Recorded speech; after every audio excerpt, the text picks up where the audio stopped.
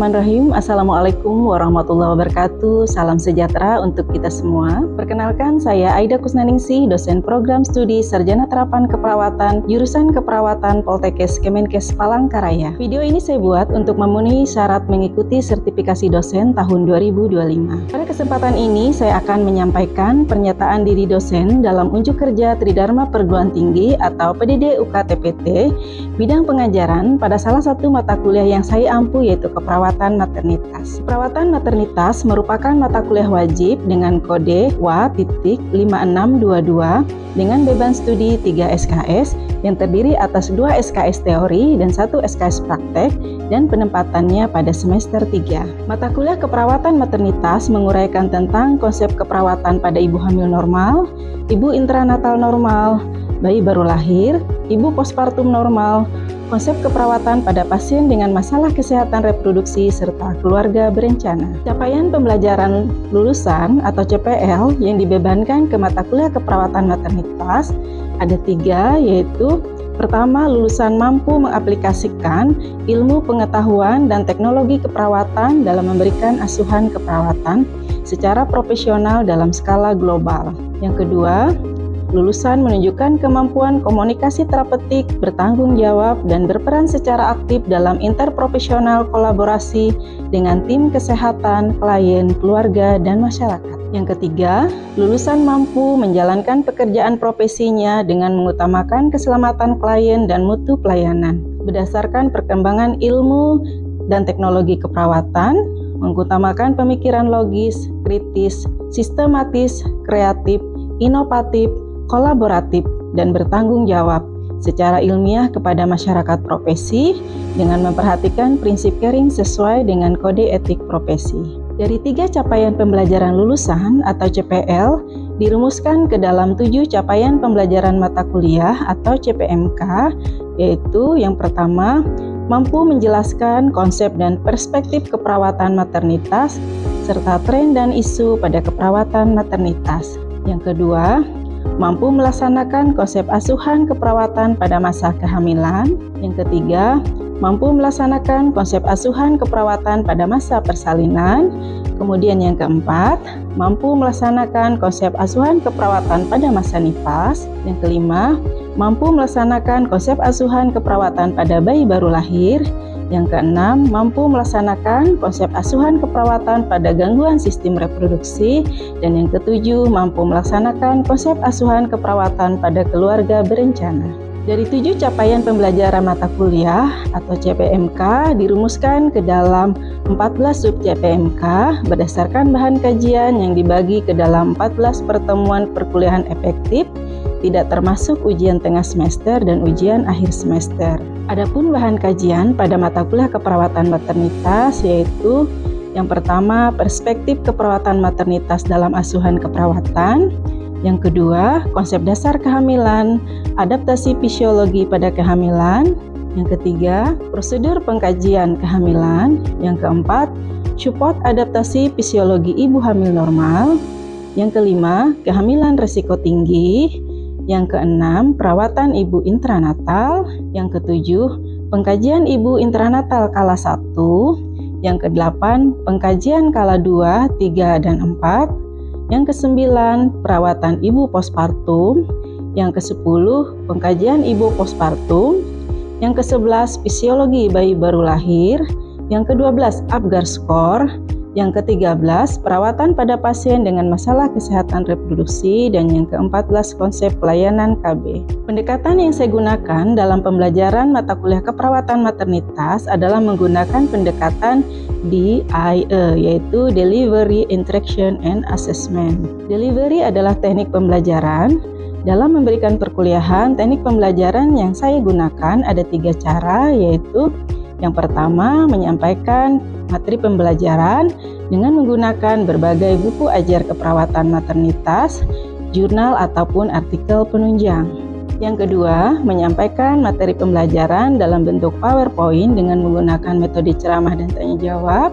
Kemudian yang ketiga, menyampaikan materi pembelajaran dalam bentuk berbagai media pembelajaran seperti video atau media lainnya. Untuk mendukung pembelajaran di kelas, saya menggunakan berbagai literatur, baik dari buku, jurnal, atau artikel yang berhubungan dengan materi yang disampaikan. Berikut ini beberapa referensi yang bisa digunakan.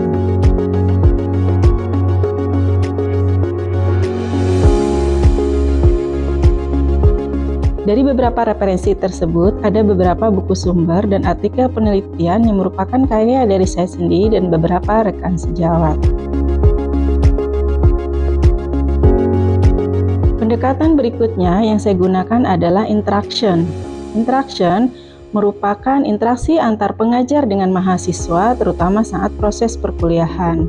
Berikutnya yaitu interaksi antar mahasiswa dengan mahasiswa melalui dialog, diskusi, atau kerja kelompok dan komunikasi yang mendorong partisipasi aktif mahasiswa, pertukaran ide dan gagasan, terutama saat menyelesaikan tugas. Dan selama proses pembelajaran, saya selalu mendorong mahasiswa untuk aktif menyampaikan pendapat, bertanya, serta menjawab pertanyaan.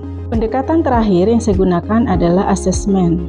Asesmen merupakan evaluasi terhadap pemahaman dan pencapaian mahasiswa dalam pembelajaran melalui berbagai jenis penilaian, mengukur sejauh mana mahasiswa mampu mencapai tujuan pembelajaran, dan juga sebagai umpan balik untuk perbaikan. Asesmen pada mata kuliah keperawatan maternitas terdiri atas penilaian teori dengan bobot 40% dan penilaian praktikum 60%. Penilaian teori terdiri atas penilaian tugas 30%, ujian tengah semester 35%, dan ujian akhir semester 35%. Sedangkan untuk penilaian praktik dinilai dari ujian praktikum. Teknik pembelajaran dengan pendekatan DIE secara keseluruhan bertujuan menciptakan pengalaman pembelajaran lebih aktif, partisipatif, dan lebih berfokus pada hasil belajar. Teknik ini menjadikan mahasiswa lebih aktif dalam proses pembelajaran dan dapat memahami konsep lebih baik serta penilaian lebih objektif. Berikut ini proses pembelajaran yang saya lakukan di kelas dengan micro teaching secara luring. Selamat menyaksikan. Assalamualaikum warahmatullahi wabarakatuh. Salam sejahtera bagi kita semua. Tabe selamat lingkungan latai, salam sahujud karende malempang. Adil Katalino baciramin kasaruga, basengat kaju bata. Harus. Sebelumnya saya ucapkan selamat berjumpa kembali ya pada hari ini di pertemuan kita di mata kuliah keperawatan maternitas ya, di mana sesuai dengan kontrak perkuliahan ya, bahwa hari ini kita akan sama-sama mempelajari terkait perawatan di masa intranatal. Ini adalah capaian pembelajaran yang akan kita penuhi ya untuk pertemuan sesi ini, yaitu diharapkan mahasiswa mampu menjelaskan bagaimana perawatan di masa intranatal, di mana di sini indikatornya adalah mahasiswa mampu menjelaskan konsep persalinan, kemudian mahasiswa mampu menjelaskan tanda-tanda persalinan, dan mahasiswa mampu menjelaskan proses persalinan, di mana di sini untuk pokok bahasannya nanti yang akan kita bahas bersama-sama adalah konsep persalinan, ya, kemudian tanda-tanda persalinan dan proses persalinan. Ya, nah itu nanti yang akan kita bahas bersama-sama. Mungkin kita review terlebih dahulu ya untuk perkuliahan yang sudah Anda lalui ya pada pertemuan-pertemuan sebelumnya, yaitu terkait asuhan keperawatan pada ibu di masa kehamilan. Mungkin ada yang mau menyampaikan pendapatnya. Apa itu hamil atau apa itu kehamilan? Silakan. Namanya siapa? Nama saya Siti Muhammad. Jadi kehamilan itu adalah proses dari pembuahan atau konsepsi, pembelaan hasil konsepsi atau vibrasi kembangnya janin di dalam kandungan sampai dengan kehamilan. Nah, mungkin ada yang mau menyampaikan pendapatnya lagi tentang kehamilan? Oke, silakan. Ada tiga tanda Ya.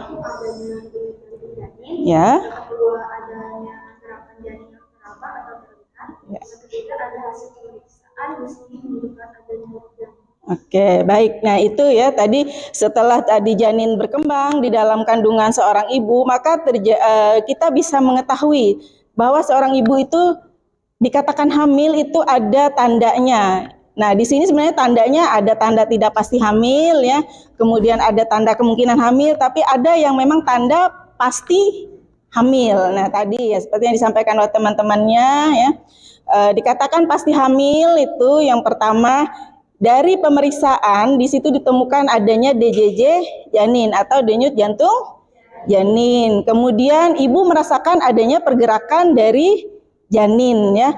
Bahkan kalau kita lakukan pemeriksaan itu kalau bayinya sedang bergerak di perut ibu tuh kelihatan seperti ada gerakan ya. Nah, kemudian kalau dilakukan pemeriksaan USG di situ terlihat adanya gambaran janin. Nah, itu tanda-tanda pasti hamil. Oke, mungkin ada lagi yang mau menyampaikan pendapatnya? Ya, silakan. Ya.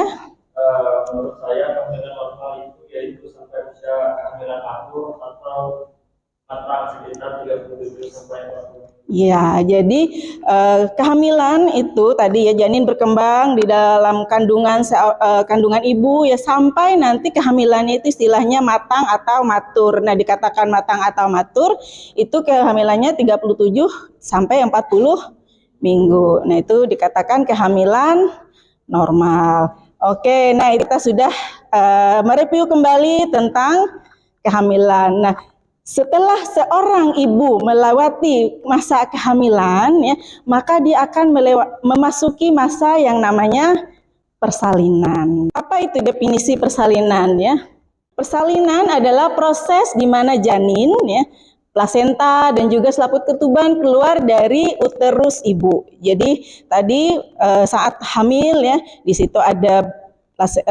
janin ya, kemudian ada plasenta dan ketuban itu keluar pada saat persalinan dari uterus si ibu ya. Nah, persalinan dianggap normal jika terjadi pada usia kehamilan tadi ya, usia kehamilan matang atau matur yaitu 37 sampai 40 minggu. Memang ada beberapa kondisi kehamilan itu tidak terjadi tadi ya sesuai usia kehamilan 37 sampai 40 minggu. Ada yang berakhir misalnya di usia kehamilan misalnya 36 minggu ada. Nah, yang dikatakan matang itu apabila 37 minggu sampai 40 minggu dan dikatakan persalinan normal itu apabila tanpa adanya penyulit ya.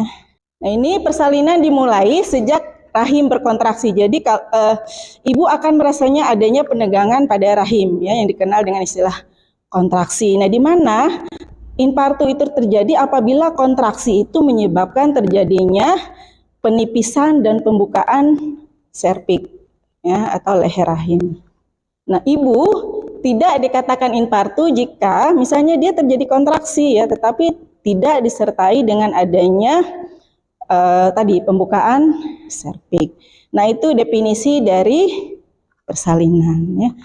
Kenapa sih bisa terjadinya persalinan? Nah, di sini ada beberapa teori yang menjelaskan terkait dengan sebab-sebab terjadinya persalinan. Nah, yang pertama teori keregangan. Nah, teori keregangan di sini mengatakan bahwa otot rahim daripada si ibu tadi punya batas untuk meregang. Jadi saat ibu hamil ya, dengan bertambahnya usia janin ya atau usia kehamilan, nah di situ terjadi peregangan pada otot rahim ibu ya. Tetapi kalau menurut teori keregangan ini rahim itu punya batas dia untuk meregang ya. Sehingga apabila batas sudah maksimal maka dia tidak bisa lagi meregang, maka dia akan mengeluarkan isinya. Maka terjadilah persalinan ibarat sebuah balon ya. Kalau ditiup terus akhirnya pada suatu ketika sudah batas maksimal peregangan dari balon itu maka dia akan pecah. Nah, jadi begitu kalau menurut teori keregangan ya. Nah, kemudian selanjutnya menurut teori progesteron ya. Jadi menurut teori progesteron di sini dikatakan bahwa mendekati persalinan ya, kadar progesteron itu menurun. Nah, pada saat kehamilan progesteron dan estrogen itu meningkat ya.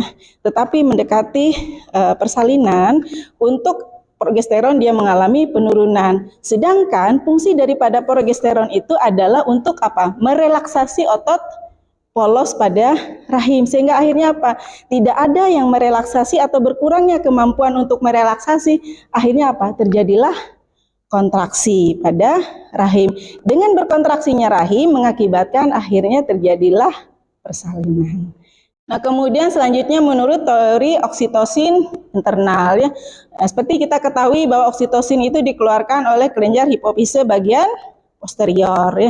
Nah, kadar hormon oksitosin semakin meningkat pada saat mendekati persalinan ya, sehingga akhirnya merangsang terjadinya kontraksi sehingga memiculah terjadi persalinan ya. Selanjutnya menurut teori prostaglandin ya. Prostaglandin ini konsentrasinya itu meningkat sejak kehamilan 15 minggu, yang mana di sini dia diproduksi oleh DC2 ya. Nah, peningkatan kadar hormon prostaglandin ini meningkatkan atau mendekati persalinan sehingga akhirnya terjadilah pelunakan dan akhirnya merangsang terjadinya kontraksi uterus. Nah, itu kalau menurut teori prostaglandin. Nah, berdasarkan teori prostaglandin ini ya, biasanya yang digunakan juga sebagai kalau kita mau memberikan edukasi nih pada ibu hamil ya. Kalau misalnya ibu hamilnya hamilnya udah matang ya atau matur ya 37 sampai 45 minggu tetapi tidak ada tanda-tanda persalinan. Nah, sehingga teori ini yang kita gunakan. Jadi kita anjurkan misalnya untuk si ibu dan pasangannya ini untuk melakukan hubungan seksual. Harapannya prostaglandin yang dari yang lebih banyak di sperma laki-laki itu masuk pada saat berhubungan seksual ya, sehingga itu tujuannya untuk merangsang daripada kontraksi uterus si ibu. Nah, supaya merangsang terjadinya kontraksi dan terjadilah persalinan ya. Apa yang bisa kita amati dari seorang ibu kalau dia sudah mau bersalin? Yang pertama tadi ada kontraksi ya. Jadi ibu merasakan adanya perutnya itu kencang-kencang atau tegang ya. Ibaratnya tuh keras ya. Bahkan ada yang ibaratnya kerasnya seperti papan, padahal enggak juga ya. Nah, jadi perut ibu menegang ya. Nah, kemudian yang mana penegangannya itu kalau memang dia persalinannya itu terjadi secara normal, semakin lama semakin sering. Nah, itu justru memang ibu akan merasakan sakit ya di situ ya. Tetapi memang itulah yang kita cari, kontraksinya itu. Makanya saat kita mengelola pasien, salah satu manajemen nyerinya itu mengalihkan ya.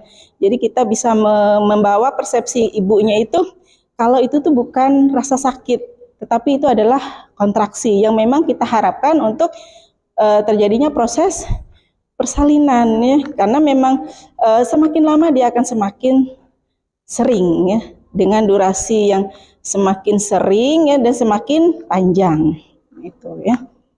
Adanya pembukaan serviks ya, jadi serviksnya itu menipis kemudian membuka. Nah, pada saat persalinan nanti pembukaan serviks itu dari 1 sampai 10 ya, jadi pembukaan lengkap itu dikatakan 10 cm pembukaan lengkap. Nah, kemudian keluarnya lendir bercampur darah melalui vagina atau yang dikenal dengan istilah blood show ya.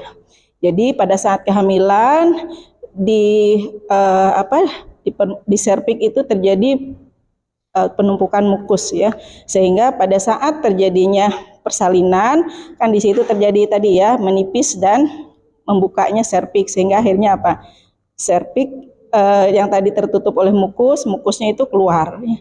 Nah, kemudian saat membuka adanya pecah pembuluh kapiler ya, akhirnya terjadilah blood show, jadi lendir campur darah.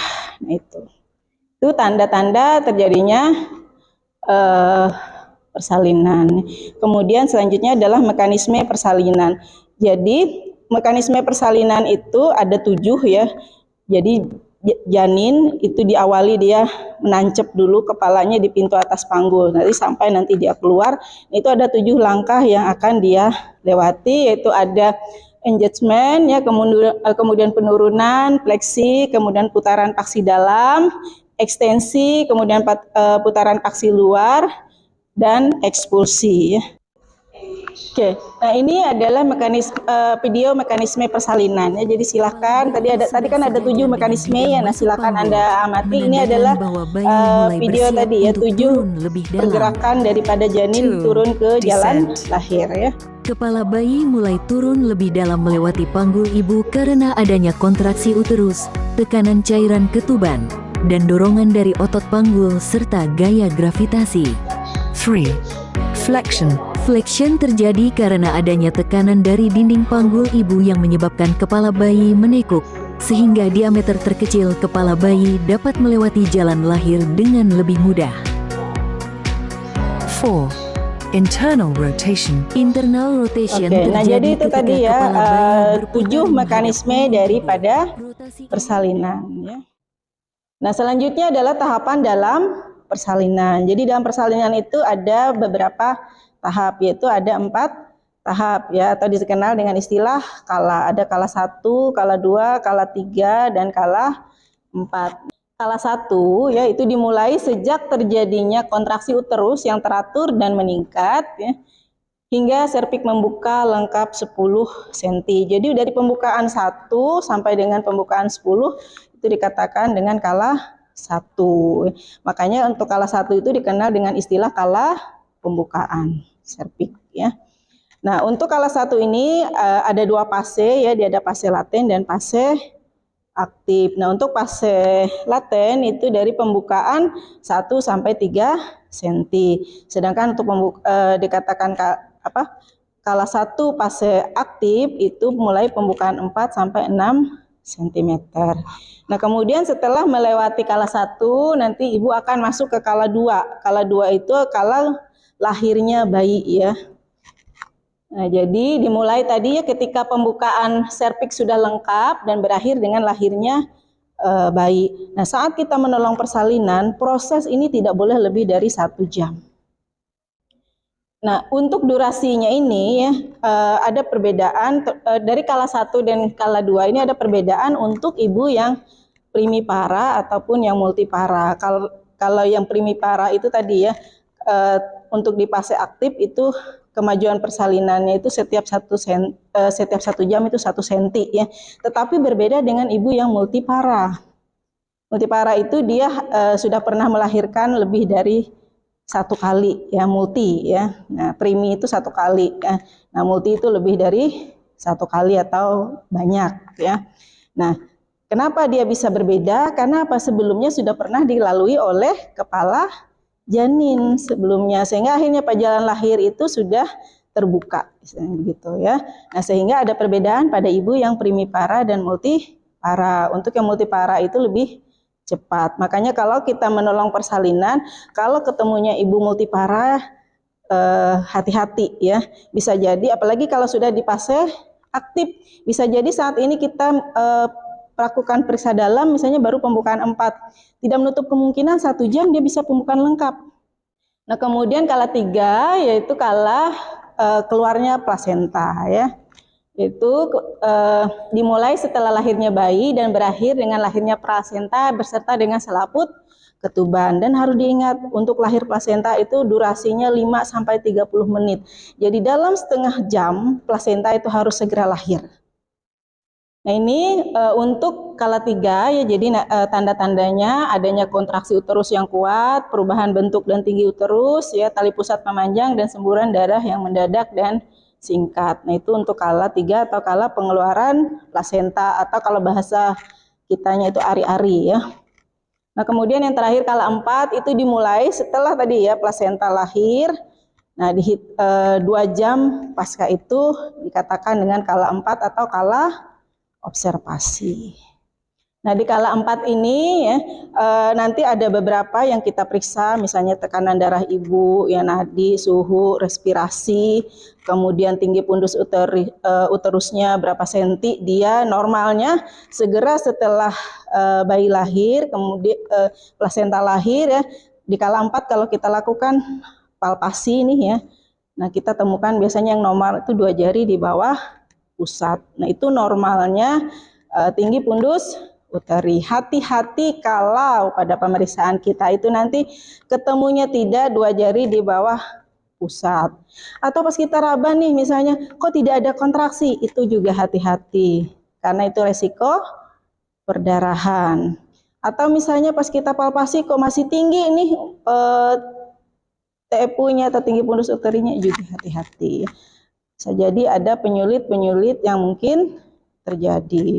Makanya di kala observasi itu kala memang kita betul-betul mengobservasi kondisi pasien. Makanya mengobservasinya selama 2 jam itu 6 kali ya. Setiap 15 menit pada jam pertama. Jadi berarti dalam jam pertama ada 4 kali pemeriksaan.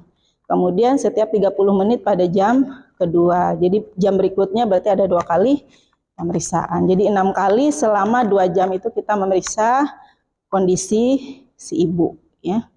Oke, sampai di sini ada yang mau ditanyakan? Ya, silakan. Siapa namanya? Nama saya Grace, Ibu saya ingin bertanya, kalau tadi di kelas 1 ada beberapa penyulit yang terjadi. Apakah di kala yang lainnya seperti 2, 3, dan 4 juga ada penyulit? Oke. Oke, jadi di kala 2 itu bisa jadi terjadi penyulit. Kala 2 tadi kala apa? Masih ingat? Kala pengeluaran bayi ya. Nah, tadi tidak boleh lahir lebih dari 60 menit atau lebih dari 1 jam. Nah, bisa jadi tadi penyulitnya kalau misalnya kontraksinya tidak bagus ya. Kemudian atau misalnya nih ada lilitan tali pusat ya. Akhirnya apa? Kepala itu susah untuk turun. Akhirnya kala 2-nya itu bisa memanjang lebih dari 1 jam. Itu salah satu juga penyulit. Nah, kemudian misalnya di kala 3 tadi, harusnya kan plasenta lahir dalam 30 menit. Ternyata misalnya lahirnya lebih dari itu. Juga hati-hati karena apa? Siapa tahu ada retensio plasentanya tertahan ya. Karena misalnya ternyata ada plasenta akreta, dia tidak bisa lepas, susah, dia nempelnya terlalu kuat gitu ya. Sehingga akhirnya terjadi tertahan, plasentanya tidak bisa keluar. Nah, itu juga harus kita perhatikan. Atau misalnya di kala 4 ya tadi seperti yang saya sampaikan, tidak ada kontraksi uterus setelah plasenta lahir, akhirnya apa? Terjadi penyulit, misalnya perdarahan. Itu kondisi-kondisi yang mungkin terjadi ya pada saat proses persalinan. Ada lagi? Tidak ada? Baik, nah tadi ya kita sudah belajar dari proses, dari pengertian, kemudian penyebab, ya, kemudian tanda gejala, sampai mekanisme dan juga kala persalinan. Mungkin ada yang mau menyimpulkan terkait perkuliahan kita pada hari ini? Oke, silakan, siapa namanya?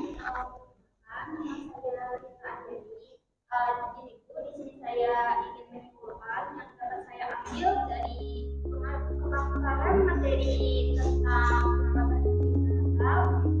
pertama itu adalah persalinan adalah proses turun janin pada plasenta juga, dan selanjutnya itu bukan dari generasi sendiri.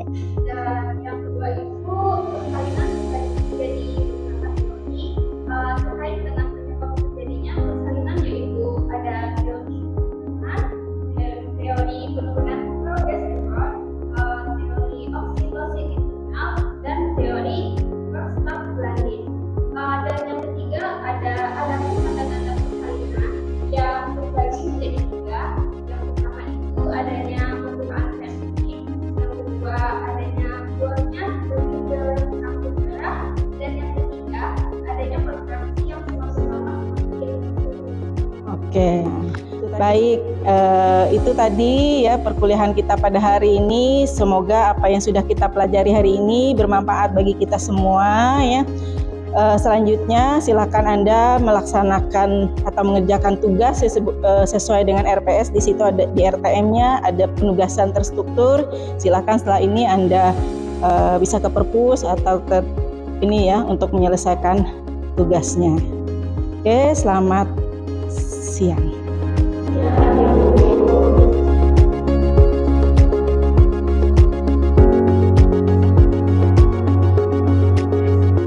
Demikian video pembelajaran untuk PDD UKTPT bidang pengajaran. Saya ucapkan terima kasih kepada seluruh sivitas akademika Poltekkes Kemenkes Palangkaraya dan panitia sertifikasi dosen tahun 2025. Assalamualaikum warahmatullahi wabarakatuh.